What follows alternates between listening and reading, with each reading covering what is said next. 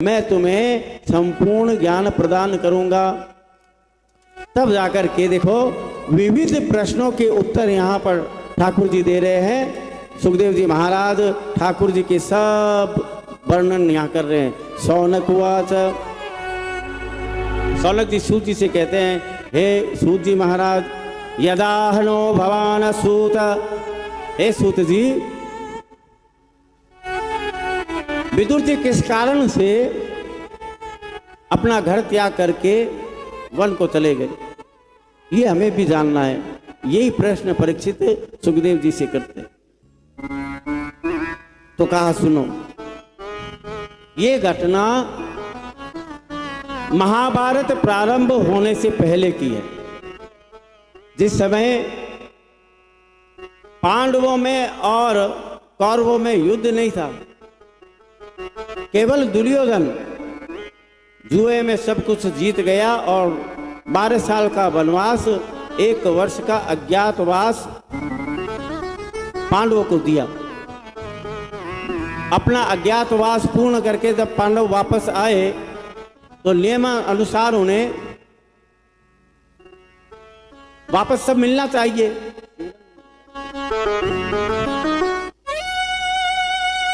सब कुछ मिलना चाहिए था। आकर दुर्योधन से कहा कि भाई हम 1 वर्ष का अज्ञातवास भी पूरा कर लिया है, हमें हमारा आधा राज्य, हमारा पूरा राज्य वापस दे दो। दुर्योधन ने कहा मैं आपका ये अज्ञातवास नहीं मानता। क्यों? क्योंकि आपका अज्ञातवास पूरा नहीं हुआ है,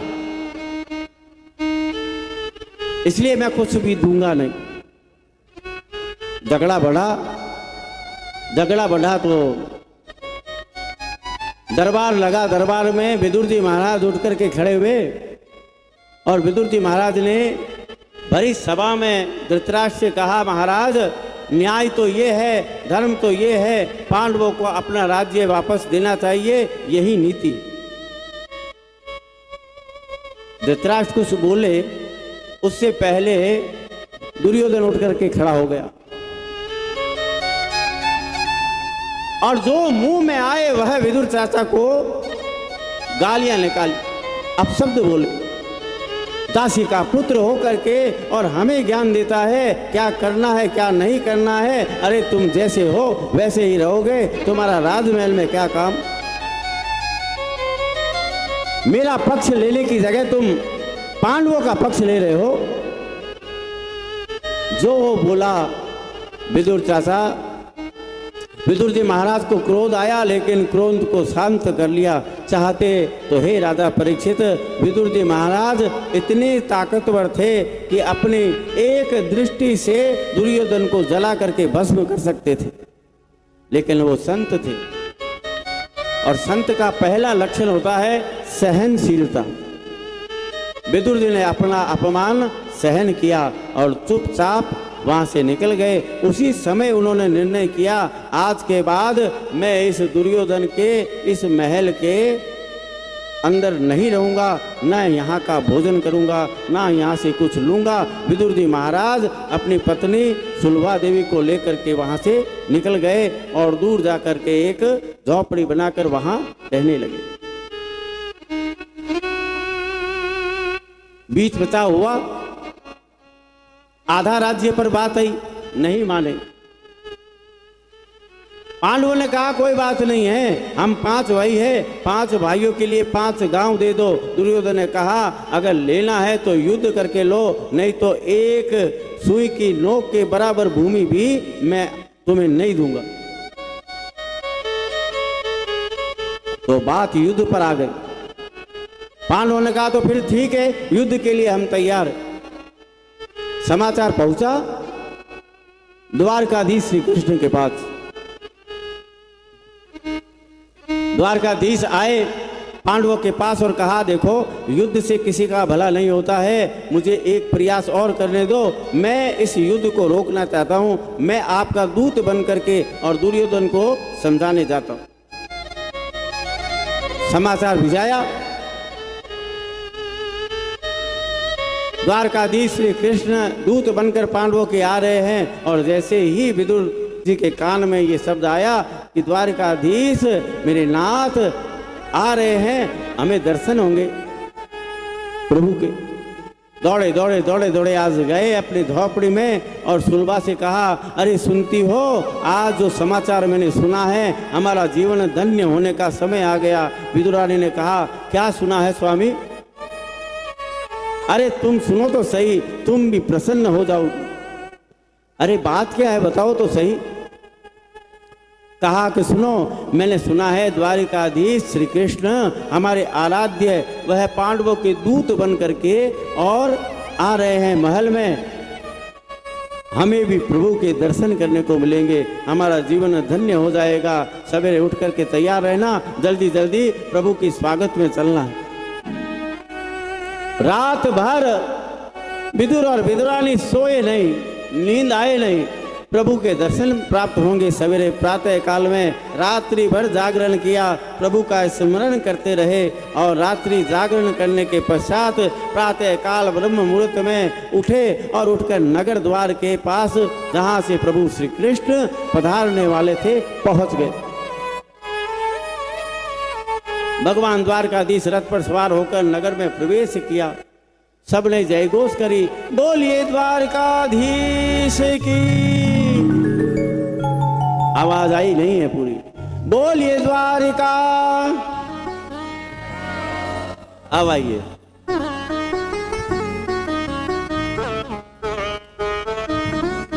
सबने जयघोष करी।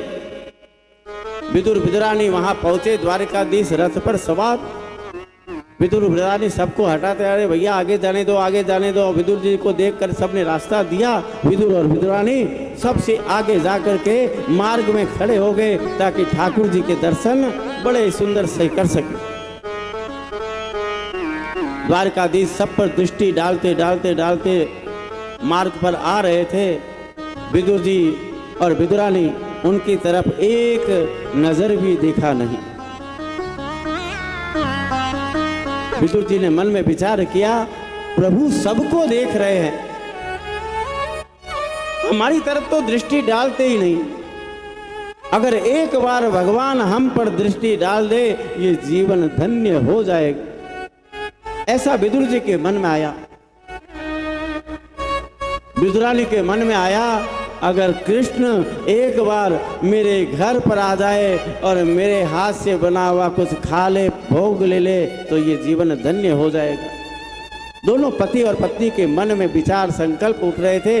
इतने में ठाकुर जी ने सब पर दृष्टि डालते डालते और विदुर जी और विदुरानी की तरफ दृष्टि करी। जैसे ही विदुर जी विदुरानी ने देखा प्रभु हमें देख रहे हैं, विदुर जी तो निहाल हो गए, ठाकुर ने हम पर कृपा करी है। भगवान ने देखो आंखों ही आंखों में इशारा किया विदुर और विदुरानी को और कुछ कहा, लेकिन वो समझ नहीं पाए। प्रभु ने इशारा किया, संकेत समझ नहीं पाए। भगवान चले गए। दूसरे दिन दरबार लगा। द्वारिकाधीश श्री कृष्ण दरबार में गए दूत बन करके। भरी सभा में पितामह भीष्म, द्रोणाचार्य, धृतराष्ट्र, कृपाचार्य, दुर्योधन, कर्ण सारे लोग बैठे हुए थे। पितामह भीष्म ने द्वारिकाधीश का स्वागत किया। आइए आइए, पधारिए, कैसे आए, बड़ी कृपा करी। भगवान ने समझाया, पितामह युद्ध में किसी का भला नहीं है। आप दुर्योधन को समझाओ, पांडवों का उनका अधिकार दे दिया जाए।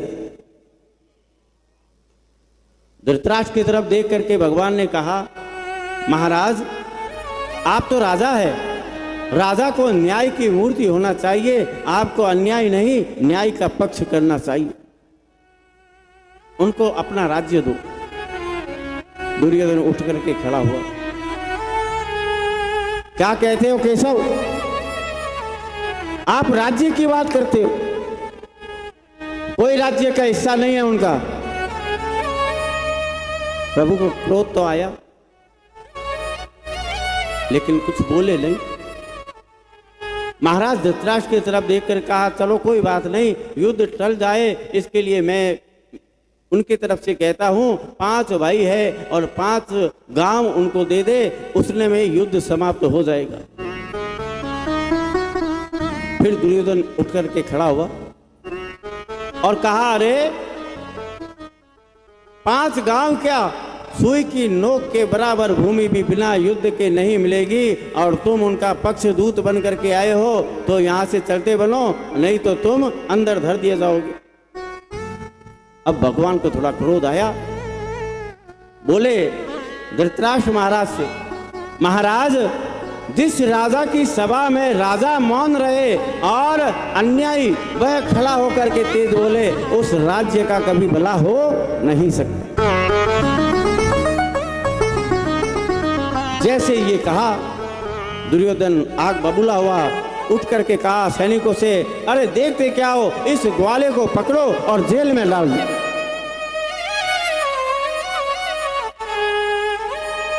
सैनिक आए, जैसे ही प्रभु द्वारकाधीश को पकड़ने के लिए प्रभु ने अपना विराट स्वरूप वहां प्रकट किया, तेज प्रकाश पुंज वहां इकट्ठा हुआ। सबको देखते ही देखते सारे बेहोश होकर के वहां गिर गए, कोई भी ठाकुर जी के विराट स्वरूप का दर्शन नहीं कर पाए। प्रभु ने पुनः अपने आप को ठीक किया, सबको होश आया। अब पितामह भीष्म धृतराष्ट्र हाथ जोड़ कर आए, प्रभु क्षमा करो, ये दुर्योधन दुष्ट है, आप पधारो पधारो, महल में पढ़ो, चलो। महल में लेकर प्रभु को गए। धृतराष्ट्र ने कहा, दुर्योधन को बुला करके लाए, माफी मांगो। दुर्योधन ने कहा, मुझे क्षमा करना केशव, मैं क्रोध में आकर बोल गया। भगवान ने कहा, कोई बात नहीं, अब युद्ध तो तय हो गया। धृतराष्ट्र ने कहा, प्रभु आप पुरानी बातों को भूलो, थके हो, हारे हो, बैठो बैठो, पहले आप भोजन इत्यादि कीजिए। भगवान ने कहा, मैं भोजन नहीं कर सकता। क्यों? भगवान ने कहा, महाराज भोजन 2 तरीके से किया जाता है, या तो भूख हो तो भोजन कर ले, या भूख नहीं है लेकिन सामने वाला अगर मित्र है, सखा है, निवेदन कर रहा है, उसका मान रखने के लिए प्रेम को देखते हुए भोजन कर लिया जाता है। एक और ही खाओ। महाराज न तो मुझे भूख है और न ही मुझे आपसे प्रेम है, न आपसे कोई प्यार है, दोनों ही परिस्थितियां नहीं है, इसलिए मैं भोजन नहीं करूंगा। धृतराष्ट्र का मुंह उतर गया। दुर्योधन मन ही मन जल रहा था, भोजन से मना कर दिया, 56 भोग बनाई। इतने में पितामह भीष्म को पता चला, दौड़े दौड़े आए, प्रभु आप मेरे महल में आइए और मेरे महल में भोजन आरोगिए। भगवान ने कहा कि पितामह आपके घर में भी तो अन्न इसी दुर्योधन का है।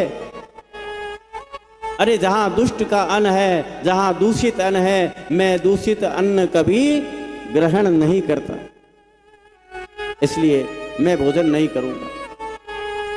द्रोणाचार्य को पता चला, कृपाचार्य को पता चला, वो दौड़ दौड़ाए, प्रभु हम ब्राह्मण हैं, हमारे घर में पधारो, हमारे यहाँ भोजन करो। भगवान ने कहा, आपके घर में भी तो राजमहल का भोजन ही है, इसलिए मैं दूषित अन्न नहीं लेता, जैसा खाओगे अन्न वैसा हो जाएगा मन।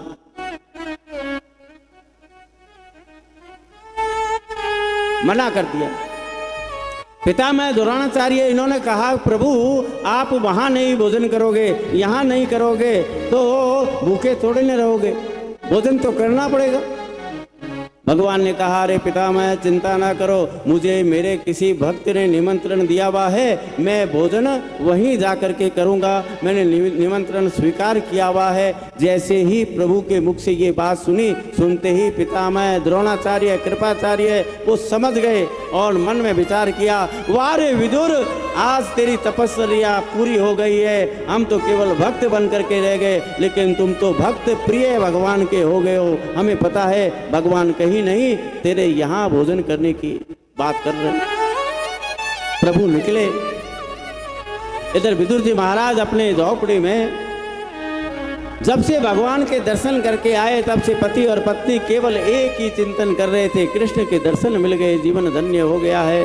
कृष्ण के दर्शन हो गए। इतने में ठाकुर जी आए और झोपड़ी के बाहर दरवाजा खटखटाने लगे, दरवाजा खोलो, ओ विदुर चाचा दरवाजा खोलो। आवाज सुनाई दी विदुर जी महाराज को कि बाहर कोई आया है। कौन आया है? विदुर जी से कहा विदुरानी ने, अरे जाओ लगता है कोई आया है। विदुर जी उठे, उठ करके आए। जैसे ही दरवाजा खोला तो जिन भगवान का दर्शन करके आए थे वो साक्षात द्वारिकाधीश हमारे घर के द्वार के बाहर खड़े प्रतीक्षा कर रहे हैं और टुकुर टुकुर विदुर जी को देख रहे हैं। विदुर जी के तो हाथ पांव जैसे थे वैसे ही रह गए। नाथ आप न कुछ बोले न कुछ सुने, बस एक टक ठाकुर जी को निहार रहे।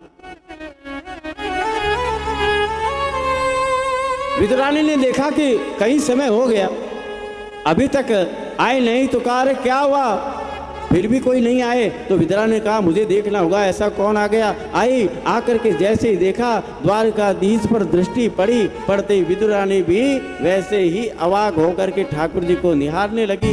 भगवान ने देखा ये पति पत्नी देखो कितने, मैं आया हूं, मुझे निमंत्रण दिया है और घर के अंदर नहीं ले जा रहे। विदुर चाचा को पकड़ा, हिलाया, ओ विदुर चाचा। जैसे नींद से जागे वैसे विदुर जी, अरे प्रभु क्षमा कीजिए। क्या क्षमा कीजिए, मैं आया हूं, मुझे घर में तो बुलाइए। प्रभु क्षमा करना, पधारिए पधारिए। अंदर ले जा करके आसन लगाया, लगा करके ठाकुर जी को बिठाया। ठाकुर जी बैठते बोले विदुर चाचा और कोई बात नहीं करनी है, मुझे भूख लगी है, जल्दी से मेरे लिए भोजन लेकर के आओ। विदुर जी ने विदुरानी से कहा रे सुनती क्या हो, जाओ जाओ प्रभु को भूख लगी है, भोजन लेकर आओ। विदुरानी गई अंदर, अंदर जा करके थोड़ा सा समय हो गया। इधर भगवान, अरे विदुर चाचा इतनी देर लगती क्या, मुझे बहुत जोर से भूख लगी है, जल्दी से कहो भोजन लाए। विदुर चाचा ने कहा अरे सुनो जल्दी लाओ। तो विदुरानी ने क्या किया, धीरे से आवाज लगाई, सुनते हो, इधर आओ, इधर आओ। विदुर जी ने कहा हाँ आप इधर आओ। धीरे से बुलाया।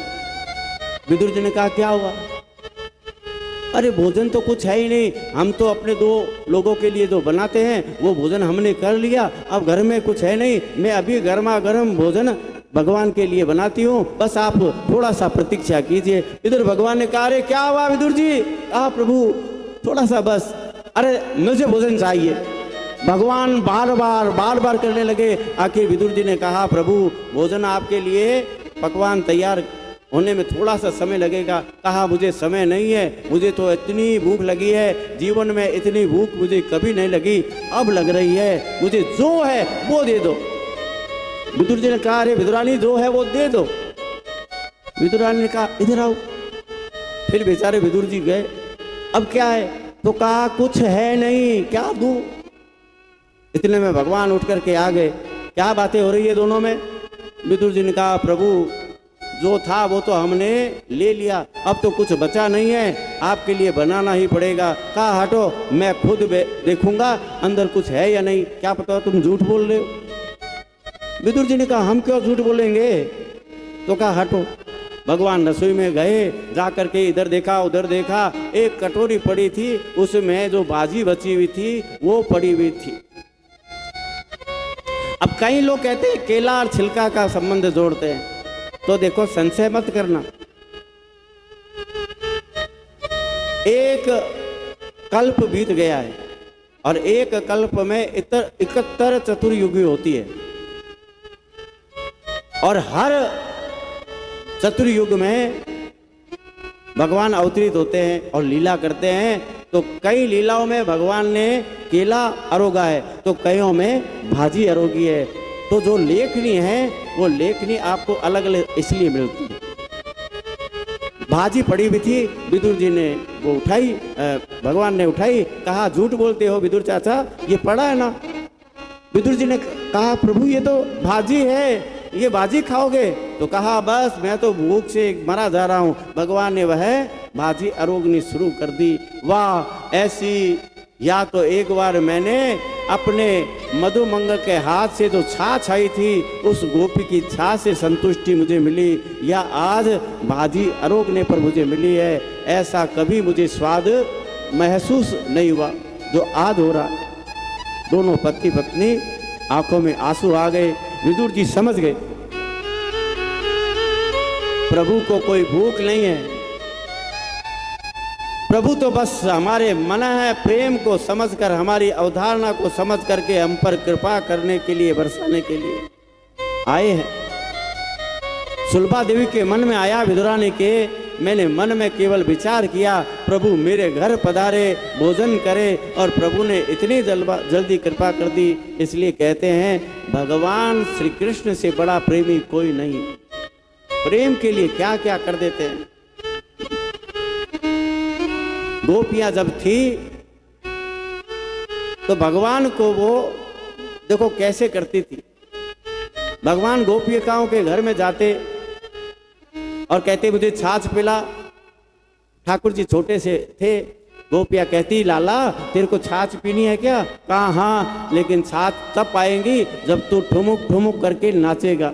और भगवान ठुमुक ठुमुक करके नाचने लगते और गोपियां बदले में छाछ पिलाती थी। ये भगवान का दिव्य प्रेम है। आइए विदुर और विदुरानी के यहाँ भगवान बाजी अरोग रहे हैं, तो एक विदुर और विदुरानी का यहाँ पर छोटा सा भजन और उसके बाद कथा में प्रवेश करेंगे। बोलिए द्वारिकाधीश की।